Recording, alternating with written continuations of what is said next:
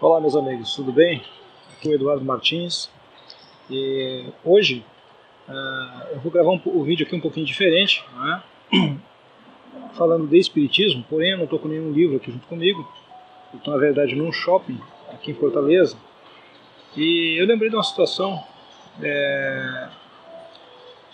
que eu precisei falar de espiritismo com um amigo meu, né? Muitas vezes assim a gente procura não falar muito, porque parece que a gente dá a entender muitas vezes que a gente quer trazer novos adeptos para a doutrina. E eu acho que essa não é a finalidade nossa, né?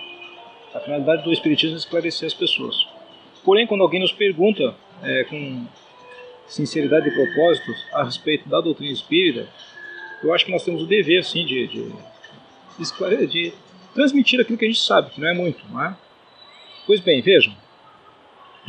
E isso me levou a gravar esse vídeo como forma também de divulgar, de compartilhar com os amigos que nos acompanham aí, porque certamente muitos já passaram por essa situação, assim, de muitas vezes chega alguém, pergunta, mas o que é o espiritismo, o que é isso, como é que... Existe uma confusão também com outras doutrinas, não é? E convém então a gente esclarecer. E foi justamente isso que aconteceu. Conversando com um colega meu de trabalho, sobre várias coisas, numa conversa informal, e em dado momento veio a questão da religião, e aí eu falei para ele, digo, olha, tu sabe que eu tenho uma religião assim, assim e tal, eu expliquei um pouquinho, né, sem me aprofundar muito para não parecer, e essa não era a minha intenção de influenciar a pessoa. E aí nesse momento, esse meu colega, muito tranquilamente, um pouquinho receoso, ele disse para mim, olha, Eduardo, eu até confesso a minha ignorância a respeito do espiritismo, eu tenho algumas dúvidas, não é? E de repente tu pode me ajudar. E eu prontamente disse que sim. Ele disse, olha, eu não sei muita coisa, mas dependendo do que eu puder ajudar, contribuir, estou à disposição.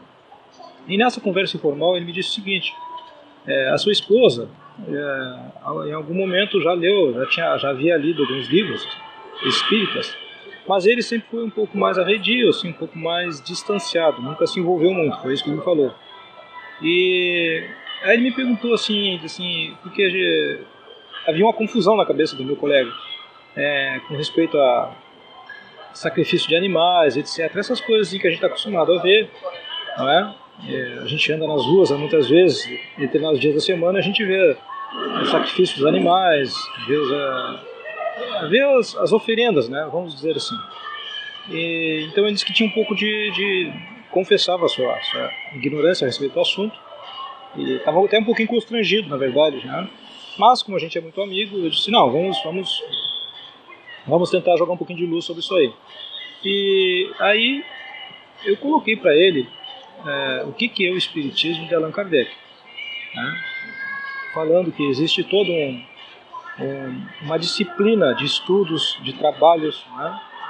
E que o envolvimento com a espiritualidade não se dá assim dessa forma indisciplinada, né? Não se dá assim e não tem nada a ver com o sacrifício de animais, né? Graças a Deus a nossa doutrina não existe nenhuma oferenda, não é? Então eu fui esclarecendo esses pontos com ele. E aí me veio a ideia de compartilhar isso aqui como uma videoaula aí, né, sobre espiritismo. Por quê? Porque é preciso entender que o termo espiritismo ele diz respeito somente ao espiritismo, à doutrina espírita de Allan Kardec. Kardec ele cunhou esse termo, melhor dizendo, espiritismo, alegando que para coisas novas é preciso termos novos. E quando ele escreve o Livro dos Espíritos, assessorado pela espiritualidade maior, ele cria esse termo espiritismo. Havia o termo espiritualista, espiritualismo, etc. E ele cria esse termo, né, justificando que para coisas novas é preciso termos novos. O que acontece hoje, na realidade, é que muitas outras práticas religiosas adotaram o espiritismo também. Então isso de certa forma causa uma confusão muitas vezes, e as pessoas pensam que tudo é a mesma coisa. O Espiritismo de Allan Kardec, ele necessariamente passa pelo estudo das obras de Allan Kardec, não é? Então nós vamos lembrar que o Livro dos Espíritos, escrito em 1857, é o primeiro livro da série considerada as obras básicas, e a partir dele vem o Livro dos Médiuns, vem o Evangelho segundo o Espiritismo, vem o Céu e o Inferno e vem a Gênese. Além do mais, tem toda a edição da Revista Espírita ao longo dos anos que Kardec editou, mês a mês. Então, passa necessariamente por estudo. E aí eu fui explicando ao meu colega o que ocorre na Casa Espírita, como é que eu trabalho na Casa Espírita, não é? Existem os grupos de estudos com hora e dia da semana, de forma bem disciplinada. É assim, na verdade, que deve acontecer numa sociedade espírita séria. Existem as palestras públicas, cujo tema principal, o tema basilar, vamos dizer assim, é o Espiritismo. E existe, sim, o trabalho de intercâmbio com a espiritualidade, chamado trabalho mediúnico, onde temos dias e horários. Por quê?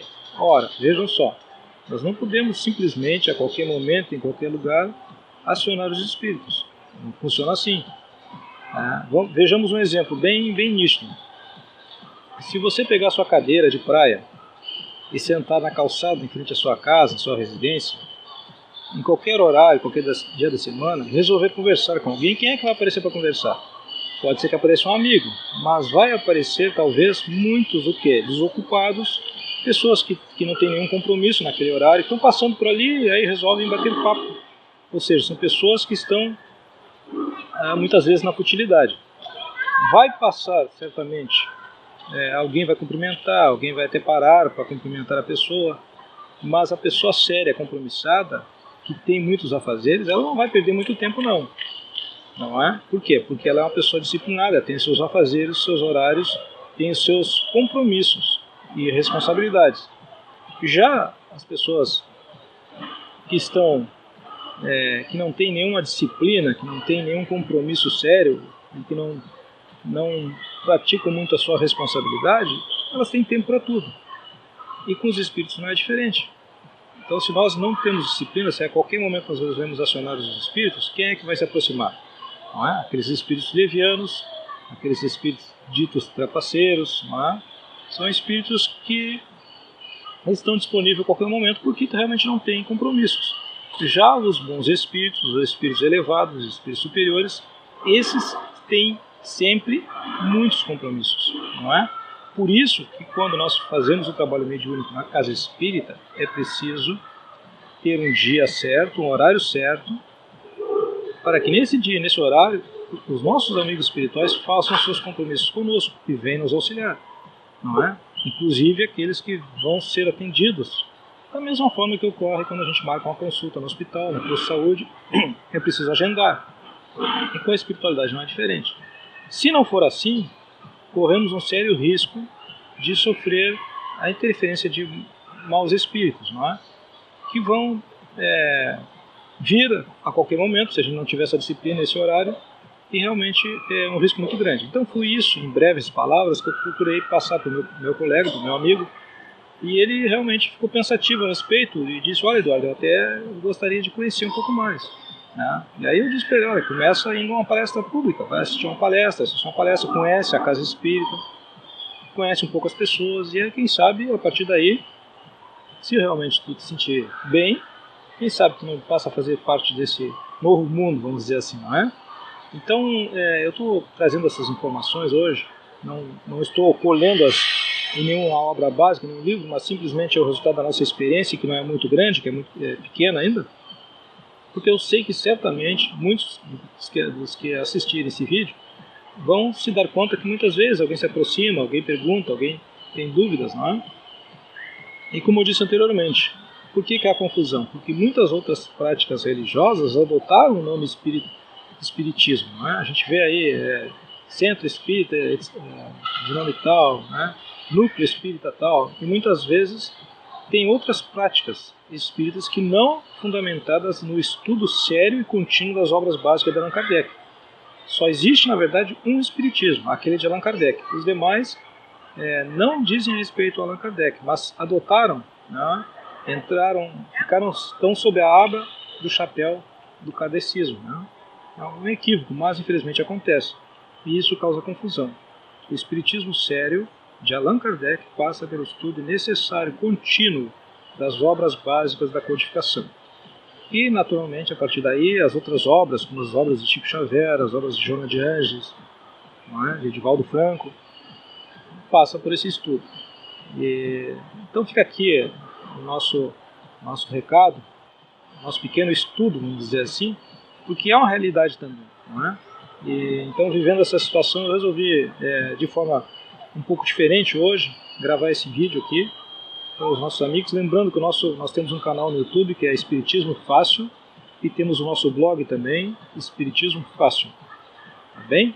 Um grande abraço a todos, que Jesus nos abençoe, nos ilumine, muita paz.